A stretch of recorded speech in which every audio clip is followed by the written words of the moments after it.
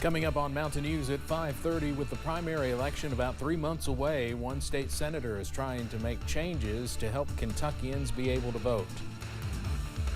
And we'll talk to health leaders on the issue of lung cancer and lung issues in the Commonwealth.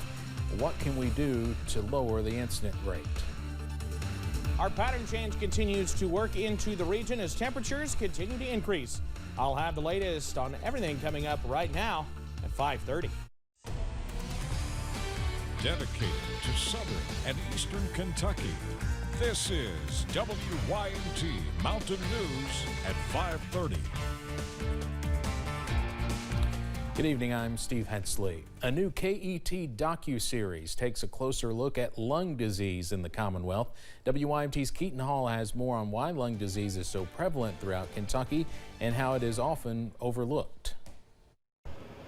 The Commonwealth has one of the highest rates of lung disease in the nation, roughly 50% higher than the national average. Everyone sort of agrees that lung health and lung disease is just not one of those things that you hear about a lot. We hear a lot about heart disease, breast cancer, maybe more than lung cancer. So I think that it's an issue whose time has come. Laura Kruger is the health producer for the new KET three-part television series, Fighting to Breathe, Lung Disease in Kentucky. In it, they examine the unique challenges Eastern Kentucky faces. The main issue that they found with the air quality in Eastern Kentucky was living close to a road.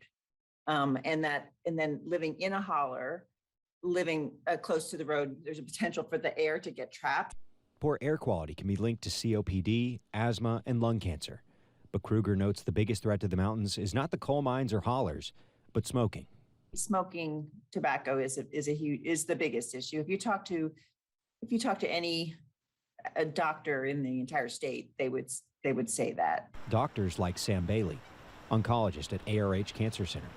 In Kentucky, the most common cancer we see in this region is lung cancer. If you're a heavy smoker older than 50, Dr. Bailey says you should get tested. They just expanded the screening guidelines to include people starting at age 50 with more than 20 pack years who either stopped smoking or in the last 15 years or continue to smoke. Both Kruger and Dr. Bailey say the best way to fight lung cancer is to catch it early. Low-dose screening is for people who have no symptoms, not coughing up blood, no cough, no cancer concerning symptoms, to find asymptomatic masses or nodules that can be cured.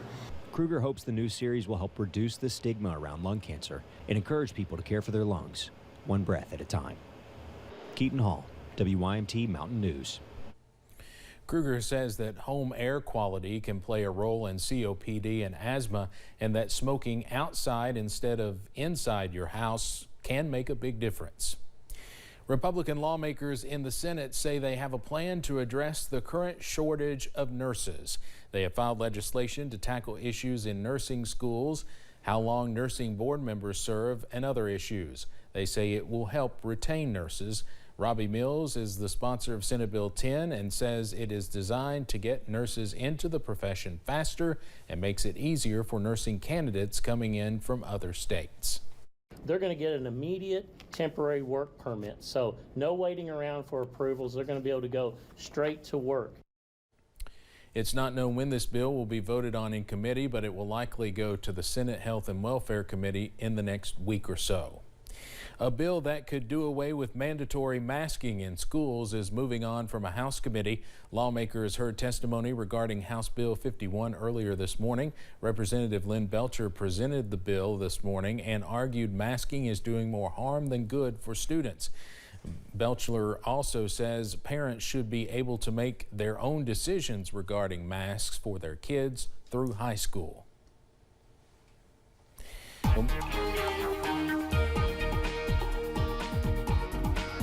The mild air continues working into the mountains this afternoon. We've got plenty more as we head into tomorrow and Thursday as well.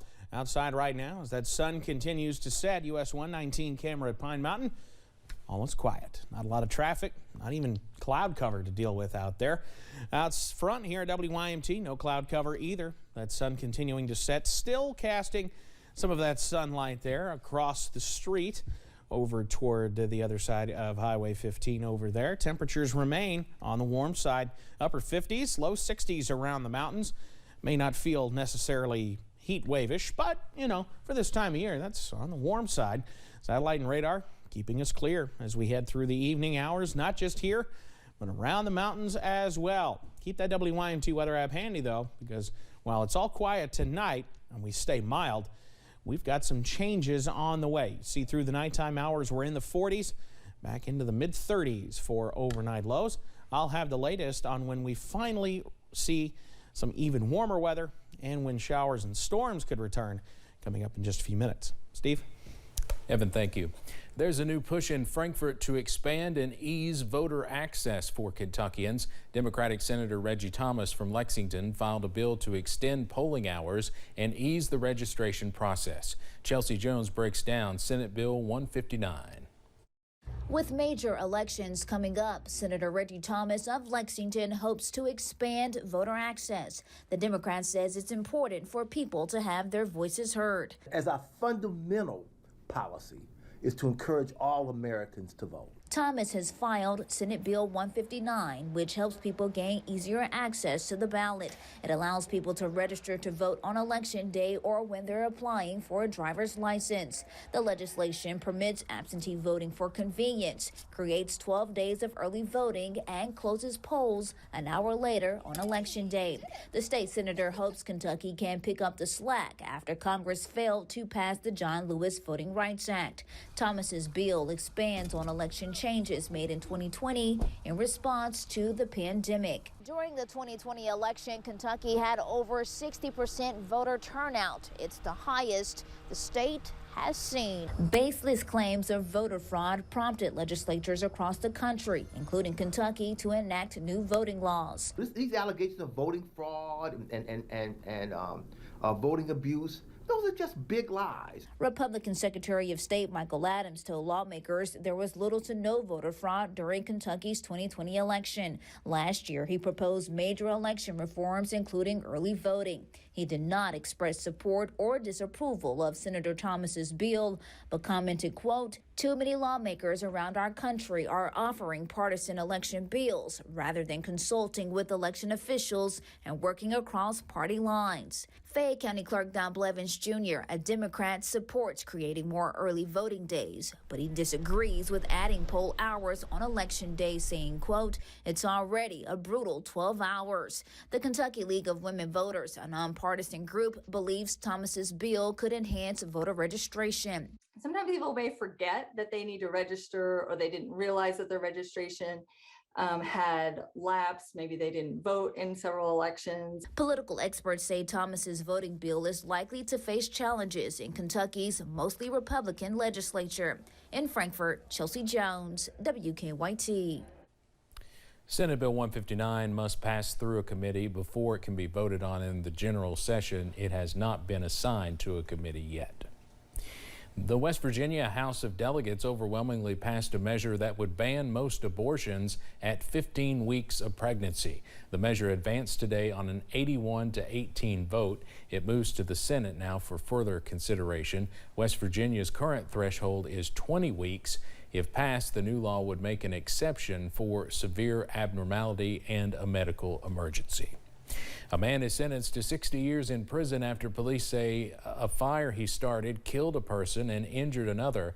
Earlier this year, Jerry Walker pleaded guilty to first-degree arson and second-degree murder in Kanawha County, West Virginia.